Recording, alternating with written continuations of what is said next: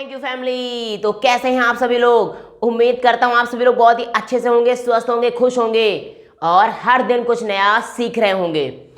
दोस्तों, सीखने की इस कड़ी को आगे बढ़ाते हैं और अब हम लोग सीखेंगे बहुत कुछ नया।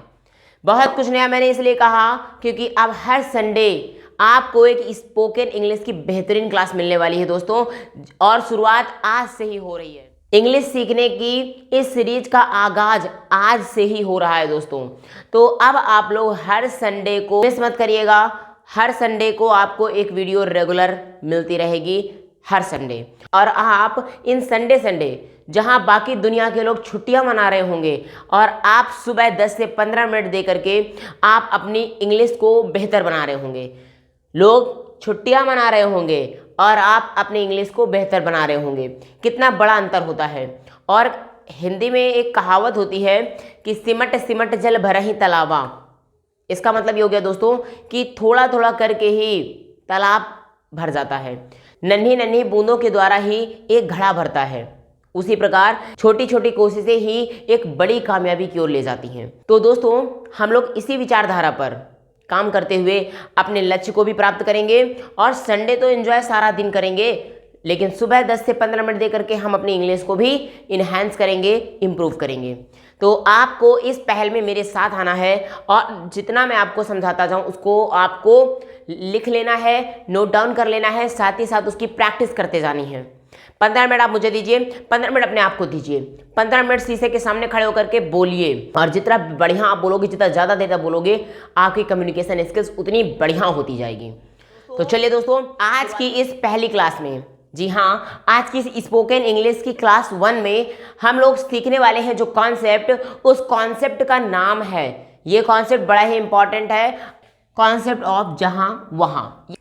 जहां पे आपको दिखे जहां, यानी आपका सेंटेंस स्टार्ट होगा जहां से, और डॉट डॉट डॉट का मतलब हो गया कि इसके आगे आपको कुछ बात बोली जाएगी, फिर उसके बाद आपको वहां के आगे भी बात को कंप्लीट किया जाएगा। तो दोस्तों, ये कॉन्सेप्ट बड़ा ही आसान है, बस समझना क्या है इसके रूल को। सपोज करिए दोस्तों, एक सेंटेंस लिखा हुआ है जहां चाह है, जहां चाह, कॉमा करने के बाद लिखा गया वहां राह, जहां चाह वहां राह। मतलब समझिएगा इसको कैसे करेंगे। एक्चुअल में जो हमारी प्रोवर्ब होती है, कहावत होती है, वो यही होती है जहां चाह वहां राह। लेकिन अगर इसको और सही ढंग से देखा जाए तो आप इसको पता है क्या कर सकते हैं, इसको आप अपने अकॉर्डिंग सेंटेंस को चेंज कर सकते हैं। क्योंकि इंग्लिश का ये रूल होता है कि आपको सेंटेंस को एज इट इज कभी नहीं देखा जाता है, उसके अर्थ को देखा जाता है, उसकी मीनिंग को देखा जाता है। जहां चाह है, आप जरा इसको अपने अकॉर्डिंग समझाइए। जहां चाह है वहां राह है। नई बात समझे? मतलब कहने का जहां पे चाहत है, जहां इच्छा है, चाह मतलब इच्छा, जहां पे इच्छा है वहीं पे आपको एक रास्ता मिल जाएगा।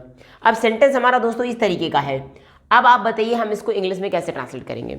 तो कुछ नहीं, सिर्फ आपको एक सीढ़ी बता देता हूँ, एक रास्ता बता देता हूँ, आपको उस रास्ते पे चल के जाना है और आपका आंसर खुद में खुद आ जाएगा। क्या है वो रास्ता, जरा समझिएगा। जब भी आपको दोस्तों आपका सेंटेंस स्टार्ट हो जहां से, ठीक है, और वहां से अगला क्लास स्टार्ट हो जाए।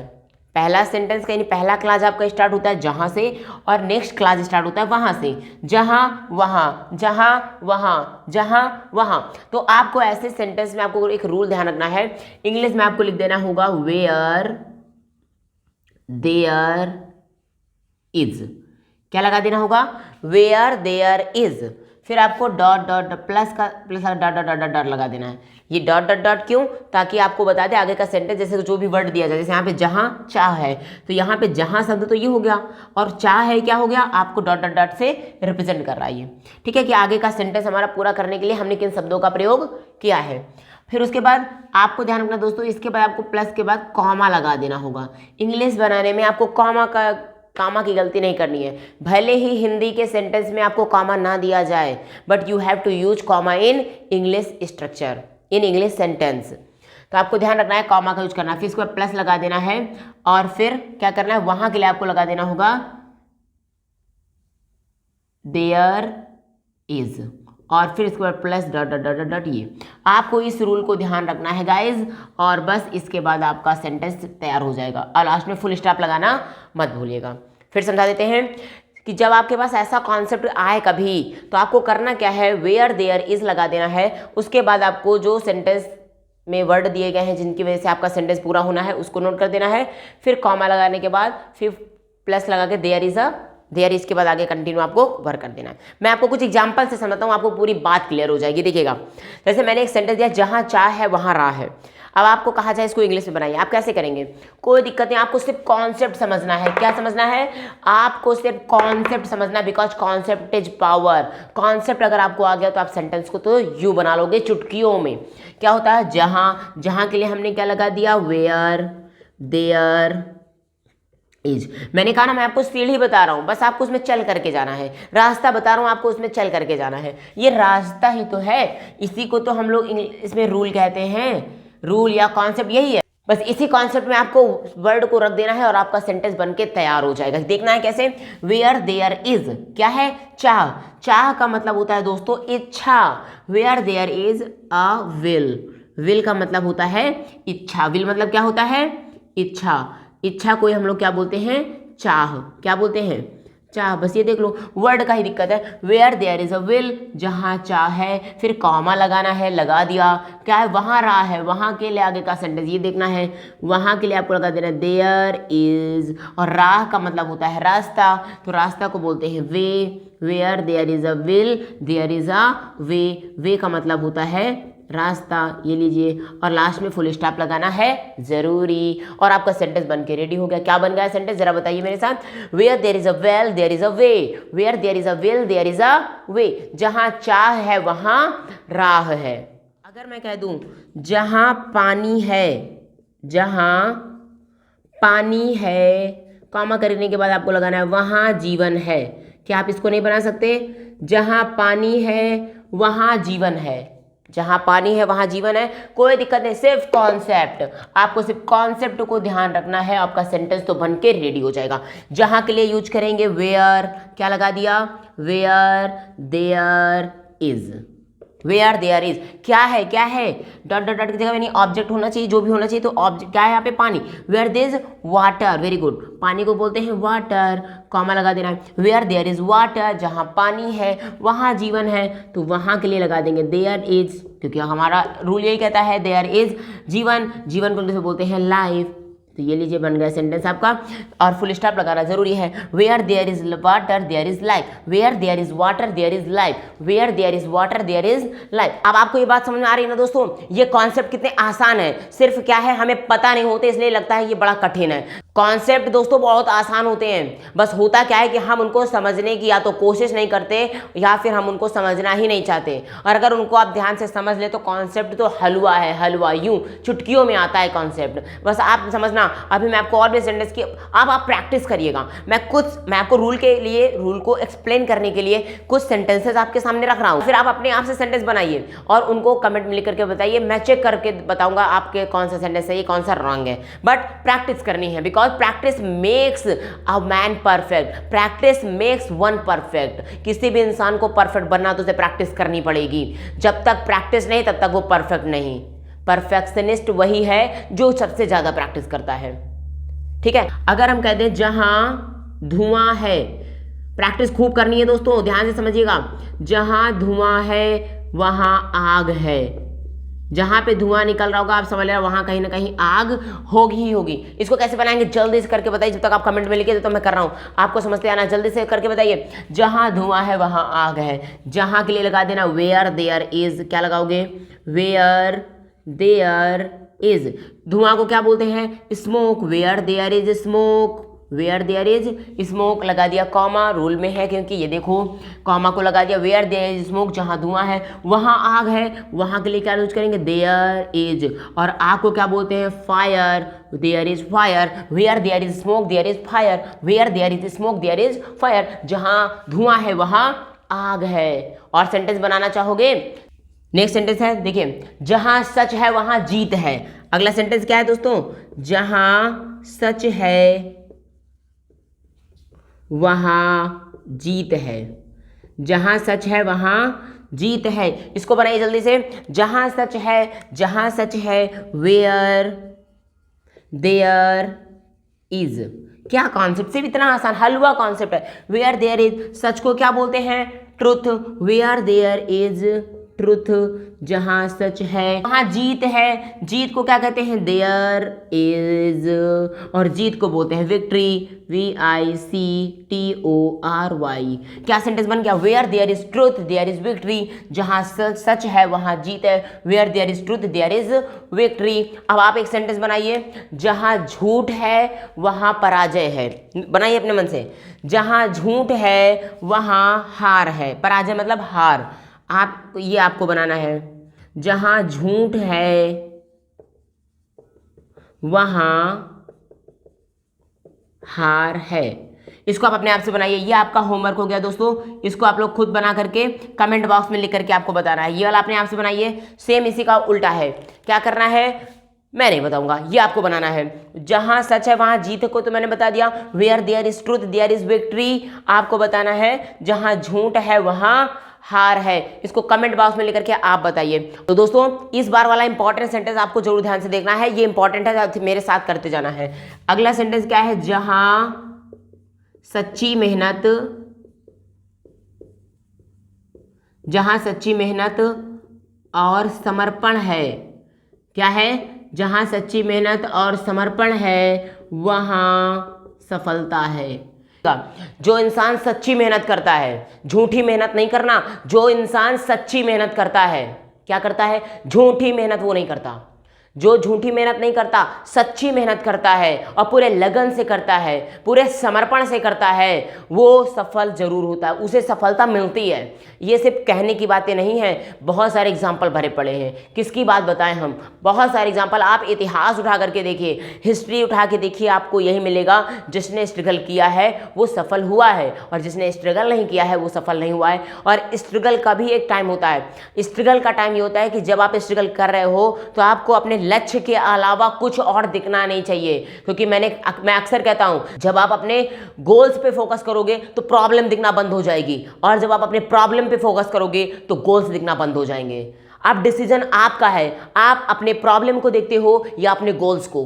क्योंकि जो इंसान पूरी सच्ची मेहनत से और समर्पण से अपने लक्ष्य की तरफ बढ़ता है उसको सिर्फ और सिर्फ लक्ष्य दिखाई देता है। और जो इंसान अपने लक्ष्य के प्रति, अपने ड्रीम्स के प्रति, अपने गोल्स के प्रति ईमानदार नहीं है, वो इंसान झूठी मेहनत करता है। फिर वो बाद में जब उसे सेटबैक का सामना करना पड़ता है, जब उसे फेलियर का सामना करना पड़ता है तो वो हताश हो जाता है। और कभी इंसान ये नहीं कहता कि नहीं मेरी गलती की वजह से मैं ऐसा हुआ हूँ, बिल्कुल नहीं कहता वो, क्योंकि इंसान तो अपने आप में बिल्कुल दूध का धुला है ना। हर कोई इंसान ये कहता है। इसलिए ध्यान रखना, आपकी सच्ची मेहनत में अगर कमी होगी तो सामने वाला आपको तोड़ेगा। और हार जाने के बाद एक बहुत बड़ी बात बोलने जा रहा हूं, याद रखो, हमारे आलस की सजा, अगर आप आलस कर रहे हो अपने काम में तो हमारे आलस की सजा सिर्फ हमारी असफलता नहीं है बल्कि दूसरों की सफलता भी है। अगर तुम्हारे सामने कोई सफल है और तुम सफल नहीं हो, इसका मतलब तुमने आलस किया होगा और तुम्हारे आलस की ही सजा है कि तुम फेलियर का सामना कर रहे हो, तुम फेल हो और वो आपके सामने एक सफलता के परचम लहरा रहा है, वो आपके सामने सफलता के झंडे लहरा रहा है। वो सिर्फ किसकी वजह से, तुम्हारे आलस की वजह से। इसलिए याद रख लो, आलस नहीं करना है, अपने गोल्स पे फोकस करना है। आलस सिर्फ आपकी असफलता नहीं है, आलस की वजह से सिर्फ आप फेल नहीं होते हो बल्कि दूसरे लोग सफल भी होते हैं। चलिए अपने क्वेश्चन पे आते हैं। जहां सच्ची मेहनत और समर्पण है वहां सफलता है। ध्यान से समझना तब आएगा।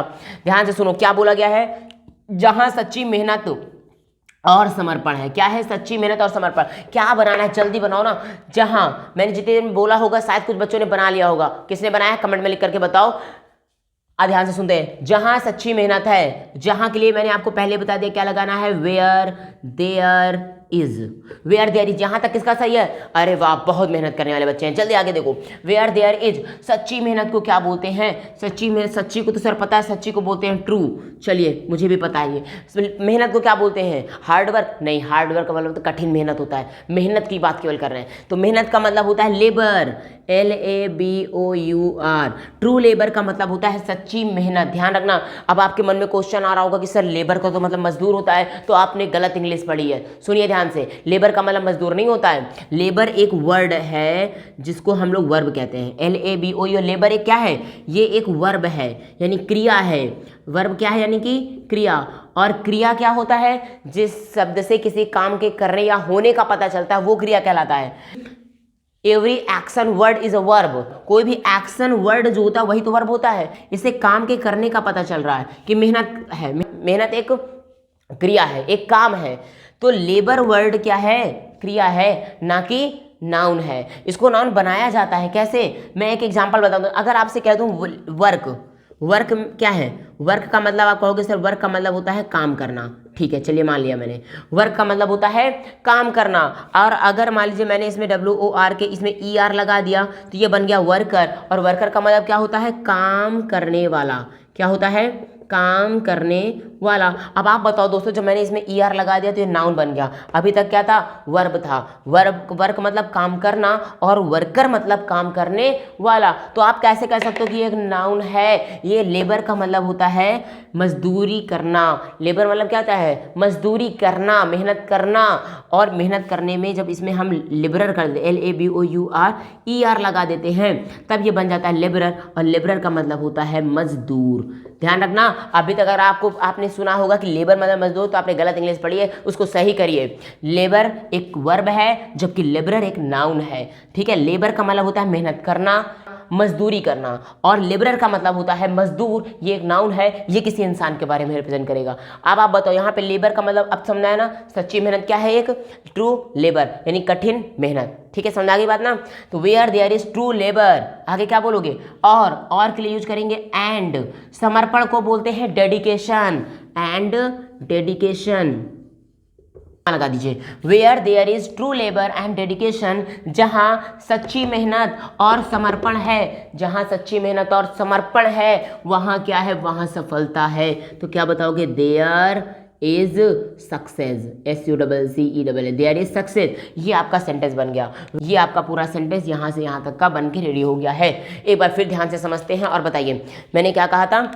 तो जहां सच्ची मेहनत और समर्पण है, जहां सच्ची मेहनत और समर्पण वहां सफलता है। Where there is true labour, where there is true labour and dedication there is success, जहां सच्ची मेहनत और समर्पण है वहां सफलता है। तो क्या मैं ये मान लूँ आपको ये चीज़ समझ में आ गई होगी दोस्तों। अब ऐसे ही 10 सेंटेंसेज आपको खुद से बनाने हैं और इंग्लिश में ट्रांसलेट करने हैं। और रही बात कि अगर आपको सेंटेंस चेक कराना है कि मेरे सेंटेंस सही है गलत, तो आप चैनल के अबाउट में जाइए और सबसे नीचे आपको एक फ़ोन नंबर मिलेगा और एक ईमेल आईडी मिलेगी। फ़ोन नंबर में आपको ध्यान रखना है सिर्फ व्हाट्सअप करना है, कॉल नहीं करनी है। और ईमेल के जरिए आप हमें ईमेल कर सकते हैं। तो दोनों में से आप अपने क्वेश्चन को सेल्फ से बनाइए और उसकी फ़ोटो खींच करके भेज दीजिए। अपना नाम लिखना मत भूलिएगा, अपना नाम जरूर लिख दीजिएगा और आप कहाँ से हैं ये भी जरूर लिख दीजिएगा, ताकि मैं अगले वीडियो में जब आपका सेंटेंस मैं अगला स्ट्रक्चर जब आपको अगला रूल पढ़ाऊंगा तो वहाँ पे मैं इस चीज़ को मेंशन कर सकूँ। तो दोस्तों आप अपनी फीडबैक जरूर देते रहिए। अगर नॉलेजेबल वीडियो लगे ना तो इसको शेयर कर दीजिए बहुत सारे लोगों के साथ, सबके साथ, क्योंकि शिक्षा का दान सबसे बड़ा दान होता है। शिक्षा का दान सबसे बड़ा दान होता है। आजकल आप किसी को पर्सनल शिक्षा नहीं दे सकते, लेकिन एक वीडियो को शेयर, गलत वीडियो शेयर करते हो, एक अच्छा वीडियो शेयर कर दो, किसी की जिंदगी बन जाएगी। तो ठीक है दोस्तों, मिलते हैं अब नेक्स्ट वीडियो में और अगले संडे को। तो इस संडे आपने ये सीख लिया है, मैंने कहा था ना 10 से 15 मिनट आप दे देना, आपको सिखा के जाऊंगा। ये 15-20 मिनट आपके लिए कैसे रहें आप मुझे बताना। इनमें आपने कुछ सीखा है तो जरूर कमेंट करिएगा। वीडियो पसंद आया हो तो लाइक करिएगा, चैनल को सब्सक्राइब कर लीजिएगा और शेयर तो जरूर कर दीजिएगा। मिलते हैं नेक्स्ट वीडियो में, तब तक के लिए हंसते रहिए, खेलते रहिए, सीखते रहिए और पढ़ते रहिए विद थैंक यू क्लासेस।